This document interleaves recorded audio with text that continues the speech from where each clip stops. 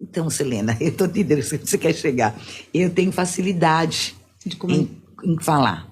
Para mim, uma pessoa ou 1 milhão é a mesma coisa. Mas eu não fui sempre assim, tá? Então eu tenho jeito. Existe um jeito para mim. Selena, eu era gaga, vesga, imagina a situação, né? Baixinha, gordinha, com nome de Rosa. Tava ferrada, era bullying toda a vida, né? E eu decidi que eu queria me comunicar. Porque eu percebi que se eu não desse um jeito na minha vida, eu não ia conseguir realizar o que eu queria. Eu adorava o teatro, cantar, música. Agora, como é que faz um artista sem ter público? Como é que faz para você se apresentar? Como é que faz? E aí eu decidi que eu ia desenvolver essa parte. E teve um lance muito engraçado. Eu tinha 5 anos de idade. Olha, igual nós falamos dos papos aqui, né? Eu estava no pré-primário, o nome da minha professora era Dona Eva. Vê como a gente lembra? E eu era extremamente tímida. Tinha um problema, eu falei, gagueira, vesga, né? Usava a roupa que o defunto era maior. Você também? Também, porque a gente não tinha grana, pobre de maré. Você usava da prima que passou para outra prima? E às vezes até de quem a gente não sabia quem que era. Mas agradeço por tudo isso, porque tudo que foi possível fizeram pela gente, né?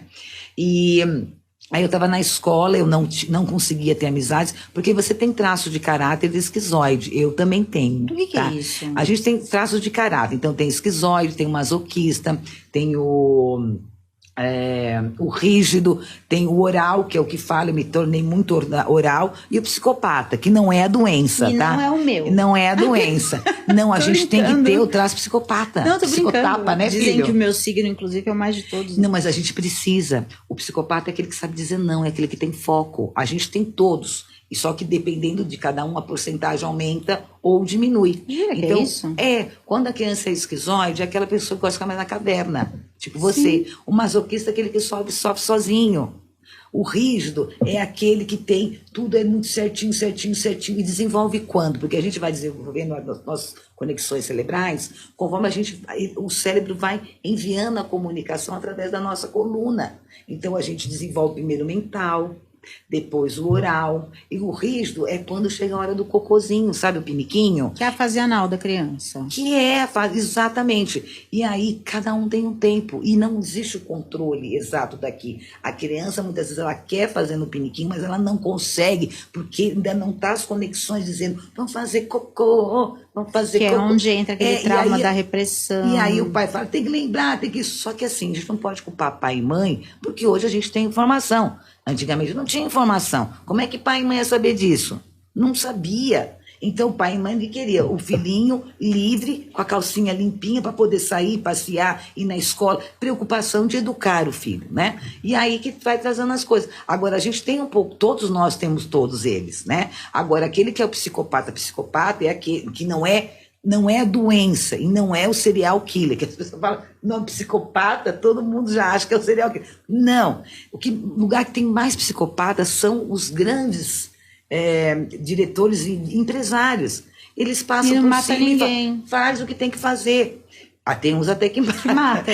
Segundo os filmes da Netflix, até que matam. Mas são pessoas que dizem não, que se precisar puxar o tapete de alguém, puxa. Se precisar fazer uma coisa, vai e faz, entendeu? E isso não é ruim, porque muitas vezes no enfrentamento você tem que saber dizer um não. Se você diz sim para todo mundo, você não tem tempo para você. Se você não foca, ficar cuidando só da vida dos outros, como é que fica? Se você não tem a tua parte mais introspectiva, você fica só no oral, é só papo. Então a gente precisa de todos. Só que às vezes a gente vem mais com um. Então eu acredito que você tenha, pelo que você está me falando, não é uma análise, né? Uma leitura corporal, uma análise, porque você está me falando que você tem esses traços do esquizoide, que é o mais da caverna.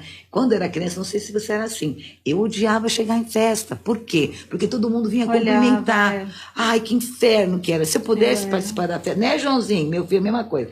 E assim, eu não gostava que vinha me beijar, me tocar, entendeu? Eu só gostava de proximidade quem gostava, de quem eu permitia. E era muito difícil, porque todo mundo queria beijar, pegar nas bochechas, ai meu Deus do céu. E era uma coisa complicada. E não é que você é ruim, que você é snob. Você não tem essa habilidade, você vai desenvolver se quiser. E foi o que eu fiz. Eu falei, não, eu preciso desenvolver. Eu nem sabia que tinha esses nomes, né? Aí, quando eu tinha 5 anos de idade, na escola, quando eu era criança pequena, lá em Barbacena, eu escutei, estava na classe e, de repente, eu levantei, fui na frente da classe e declamei um poema de Olavo Bilac, A Rosa e o Rio. E aí a professora ficou espantada. Aí eu pedi para ir no banheiro. Eu não pedia para ir no banheiro, porque eu tinha vergonha de levantar e pedir para ir no banheiro, porque todo mundo ia chamar. Olha que horror, que horror. E aí, isso tinha 5 anos de idade. E aí me deu esse ciricutico. Aí chamaram minhas tias, que a gente foi criada pelas tias, né? Para ver o que era, o que tinha acontecido, que eu ter aquele acesso de conversar, de sair, né? Foi aquele momento que passou. Aí fiquei nova mocoronga, pamonhada, né? Quando eu tinha 14 anos, a mesma voz veio e falou, Roseliana, chegou o momento. E naquele momento, como se tivesse ligado uma luz, eu voltei a ser aquela criança que eu fui com 5 anos naquele pequeno momento. É uma coisa muito doida. É muito doida. É muito compreensível. E aqui tô eu, né? Nunca imaginei quem me conheceu quando criança que eu estaria falando, desenvolvendo. Nunca, nem eu imaginei. É engraçado como eu sou uma pessoa de muita fé, né? Para mim, Deus é uma coisa que enfim. Aí, o que eu entendo disso é que Deus, ele é meio aquariano, eu acho, assim, né? Porque ele gosta de causar, assim, o senso de humor dele é um senso de humor. E aí eu brinco com ele, eu falo assim, eu só vou porque eu sei que se eu for vai dar certo, e é porque o senhor garante, porque eu não sei o que eu estou fazendo aqui. Sempre, minha conversa com ele assim, eu não faço a menor ideia do que eu estou fazendo aqui. Agora, quando chega lá, o senhor me explica. E até eu estava conversando que eu era assim, né? Eu tinha uma amiga só na escola, e quando ela faltava, eu tomava lanchinho no banheiro, porque eu não queria que ninguém soubesse que eu era uma pessoa que só tinha uma amiga, porque eu não sabia fazer amizade. Você tem uma inabilidade ali, né? E só que Deus é tão aquariano, o que ele faz? Ele me faz cantar em banda de rock. Aí minha vida foi atravessando, eu fui sendo convidada a ficar em evidência em todos os sentidos. Né? Eu virei ginasta, aí dentro da ginástica eu comecei a ganhar muita medalha, então eu tinha que subir no pódio, e tinha que ser aplaudida por um monte de gente, e saía carregada de medalha na mesma competição. E aí meu pai falava, não, então agora você vai entrar com essas medalhas todas na pizzaria, porque não levava a gente comer um pastel.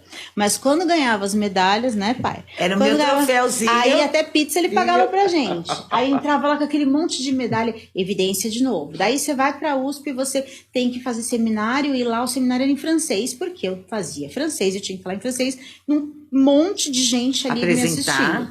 Aí eram os seminários. Aí saía do seminário, eu tive um monte de banda de rock, tive um monte de coisa, ganhei um monte de troféu de música. Aí virei professora. Quando eu virei professora, você tem que estar em evidência o tempo inteiro para 45 por sala, 5, 6 aulas por dia, e no final do ano era chamada para Paraninfa todos os anos. Então Deus só podia estar de brincadeira com a minha cara. Eu não tive escolha.